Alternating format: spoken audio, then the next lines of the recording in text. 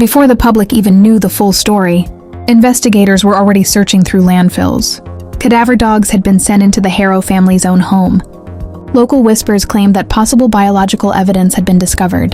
And yet, 7-month-old Emmanuel was nowhere to be found. This was not just another missing child case. This was a story already dripping with contradictions, evidence that didn't match explanations, and a timeline that law enforcement itself began to question almost immediately. What really happened to baby Emmanuel? Was he truly kidnapped in a chaotic parking lot as his mother described? Or does the trail of evidence suggest something far darker, something closer to home? And here's the part that should make you uneasy.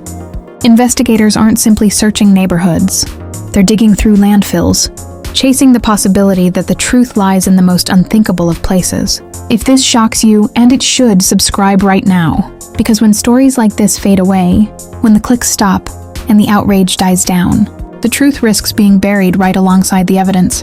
From the very beginning, investigators refused to take the abduction story at face value. Search warrants were issued, and soon cadaver dogs were inside the Haro family's home.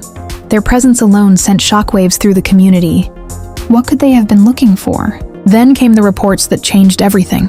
Local discussions began to circulate about possible biological evidence inside the residence. While law enforcement has not released every detail publicly, the very idea that forensic traces may have been found immediately shifted the investigation from a missing child to something potentially far more disturbing. Forensic testing added even more weight to the suspicions. According to prosecutors, Emmanuel may not have been the victim of a sudden stranger abduction at all. Instead, they suggested a troubling pattern of mistreatment over time, signs of neglect, and the possibility that his life ended days before he was ever reported missing. The district attorney's office has stated in court that Emmanuel likely lost his life between August 5th and August 14th, the very day his disappearance was called in. This revelation struck at the heart of the parents' claims. Because if Emmanuel was already gone, then the story of a violent parking lot abduction could never have been true.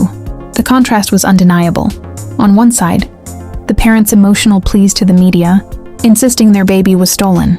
On the other, the investigators' findings, cadaver dog alerts, troubling forensic indicators, and a timeline that simply didn't match the story being told. And here's the uncomfortable reality. If investigators are already hinting at landfill, evidence, and long-term mistreatment, we cannot let this story vanish. Subscribe now, or watch silently, as Emmanuel's truth risks being ignored. On the evening of August 14, 2025, 7-month-old Emmanuel Haro was officially reported missing in Yucaipa, California. His mother, Rebecca Haro, told investigators she had pulled over in a busy shopping center parking lot. She claimed she was changing Emmanuel's diaper outside of her vehicle when a stranger suddenly attacked her. She said she was struck, lost consciousness, and when she woke up, her baby was gone. Within hours, her desperate cries for help made headlines. Cameras captured her emotional pleas, describing a horrifying encounter with an unknown man. At the same time, Emmanuel's father, Jake Haro, appeared before the media, begging for his son's safe return. His words were emotional, his voice breaking as he asked anyone holding Emmanuel to let him come home. But while the family was pleading for the baby's return, law enforcement was already uncovering cracks in the story. Investigators pressed the mother with questions, and inconsistencies began to surface. Then came the revelation that shocked even the most seasoned detectives. They believed Emmanuel may not have vanished on August 14th at all. Instead, court documents suggest he may have lost his life several days earlier. So if Emmanuel was already gone, what really happened before August 14? As evidence mounted, so did the theories. Investigators, legal experts, and the public began asking hard questions. One theory suggests that abduction was staged, a story invented to deflect attention away from what really happened.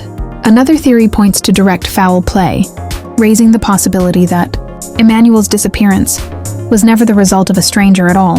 Still, others believe neglect may have played a devastating role, with a cover-up constructed afterward to protect those closest to him. At first, many rallied around the parents. Their televised pleas for Emmanuel's safe return drew sympathy from across the state. But once cadaver dogs, forensic testing, and court statements entered the narrative, public opinion began to shift dramatically. The sympathy started to erode, replaced with suspicion and outrage. Then came a revelation that deepened the controversy. Emmanuel's father, Jake Haro, had a criminal record involving a prior case of mistreatment toward a child. In that earlier case, another child suffered long-term harm, yet the sentence handed down was probation, not prison time. For many, this was more than just a tragic detail. It raised a chilling question. Was Emmanuel's fate preventable? Could this child's life have been spared if stronger actions had been taken years earlier? Theories continue to swirl online and in courtrooms. But one fact remains. There are far more questions than answers. And here's where I turn to you. If you think this case deserves answers, hit subscribe right now. And if you don't, then go into the comments and explain why. Emmanuel's story isn't worth your click, because choosing silence is a choice in itself. Today, both of Emmanuel's parents sit behind bars, facing serious charges as court hearings move forward. Prosecutors have laid out timelines, evidence, and suspicions that contradict the story first told to the world. Yet, the most important piece is still missing: Emmanuel himself. Authorities say they have strong indications of where Emmanuel may be found. Landfills and remote areas have been searched. Cadaver dogs have been deployed, and investigators continue to follow leads. But so far, no recovery has been made. That leaves us with haunting questions. When exactly did Emmanuel lose his life? Where is his body?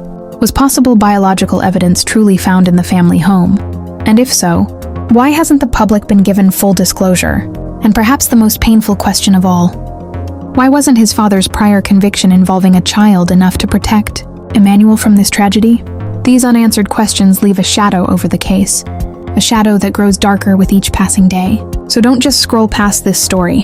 Emmanuel can't speak for himself, you have to. Subscribe and share this now, because every voice matters in keeping his case alive. And if you choose not to subscribe, then at least leave a comment explaining why you're comfortable with silence, because silence protects no one. Until Emmanuel is found, and until the truth is revealed, this case remains an open wound. And it is up to us, to you, to me, to all of us, to make sure it is never forgotten.